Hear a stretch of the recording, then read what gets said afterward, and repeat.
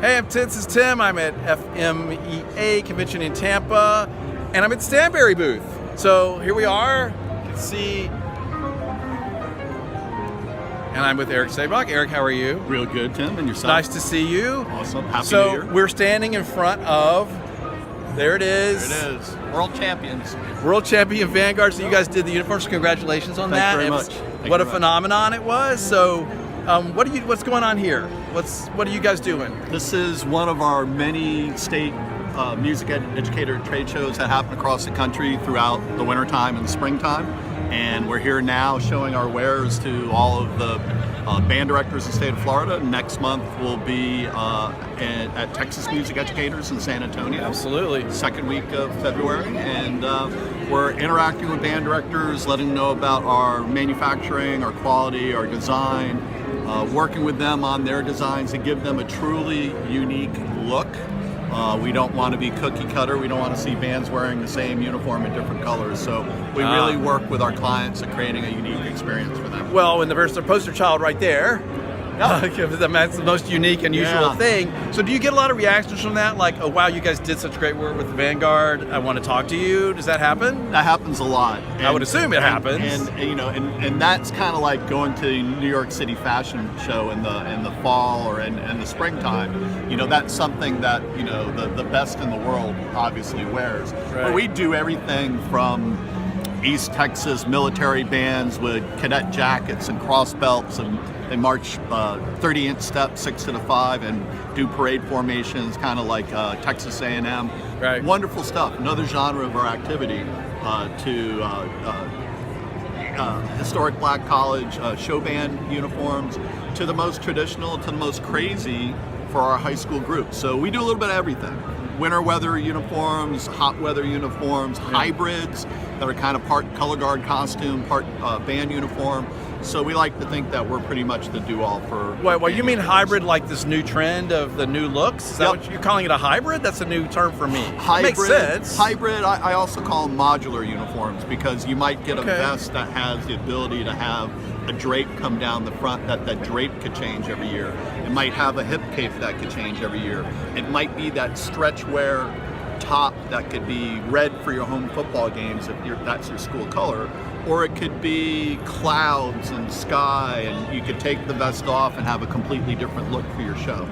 Interesting. So I never thought of it. That's an interesting way you're phrasing that. Yep. Modular or hybrids. Okay. All right. It makes perfect sense to me. You have to be careful with the fabrics on those. It's one of my big sort of concerns. So what are you guys doing to make sure they're hanging right on the kids? Yeah, it's all about two things. It's all about fit.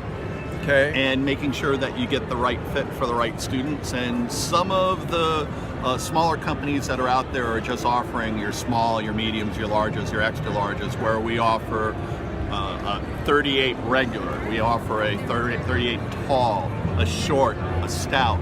That's how the patterning is how you get the right fit and the measuring of the student. And what about the fabrics? 'Cause I have concerns about the fabrics. Sometimes they're showing more bumps and creases and crevices than I want to see. Did I say that wrong? Yeah. So anyway, you know what I mean. Well, that starts with the design. You have to be able to look at the students and see the. Obviously, if I was to wear one of those things that you're talking about, you'd see a lot more bumps and creases than you would want to. Well, my point is, I don't like body conscious stuff on high school kids. Yeah. It's one thing if you have these 20-year-olds in the Vanguard, they're going to look great in everything, and they're athletic, and they're out there all summer.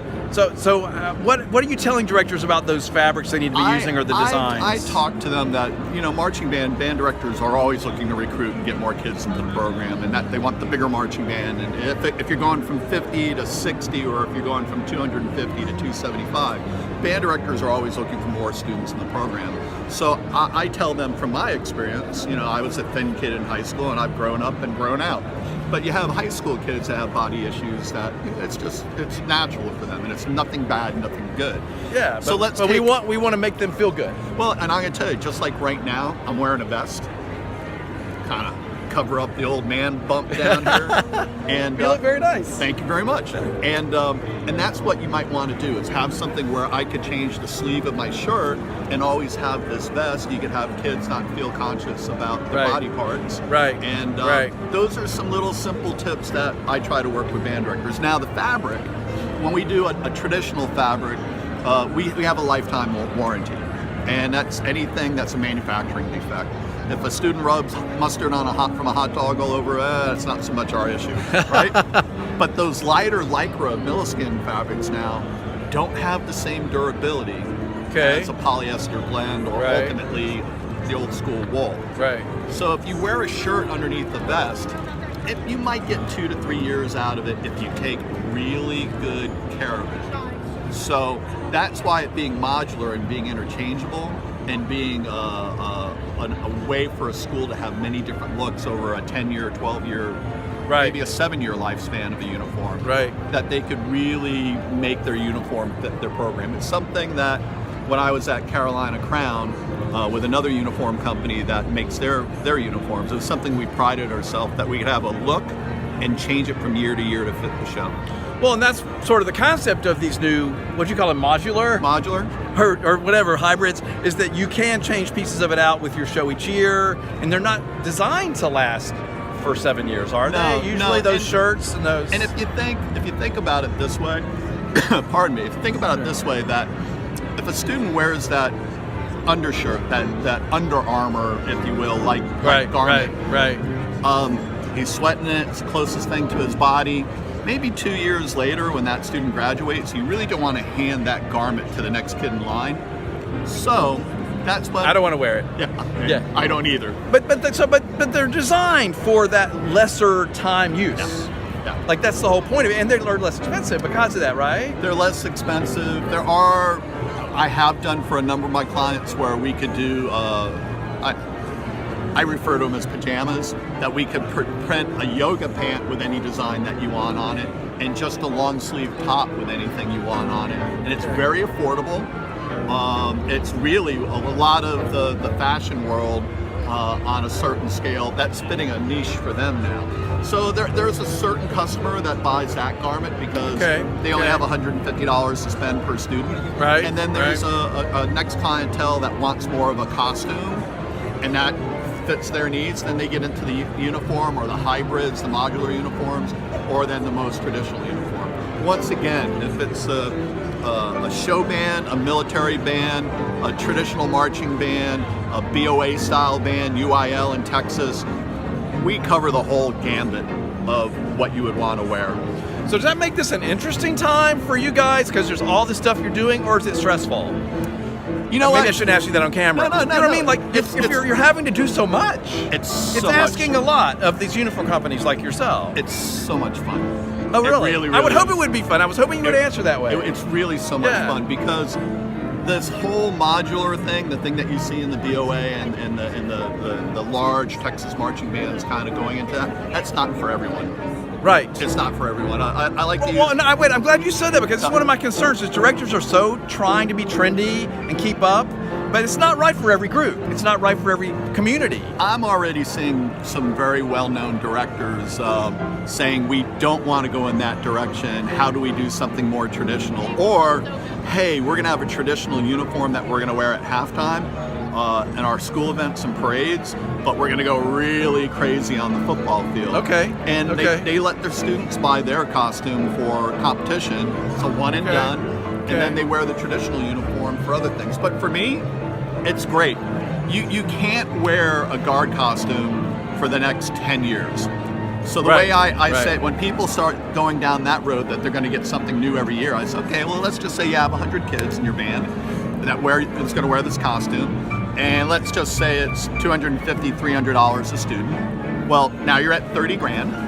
If you don't get your next band uniform for 10 years and you do this yearly, that's $300,000. Where if you have 100 uniforms in a marching band and you're spending at the most $450 a uniform, that's $45,000 for a uniform that could last you 10 years versus $300,000. You got to do the math sometimes. Yeah, sometimes the math just doesn't work. You got to do the math. Yep. Well, and just it's not right for everybody. So I love that you guys are being so versatile and you're offering all these varieties so everybody can find what they need. Absolutely. It's awesome. And the only thing that that really inhibits us at any one point in time is the limits of the imagination and the limits of time.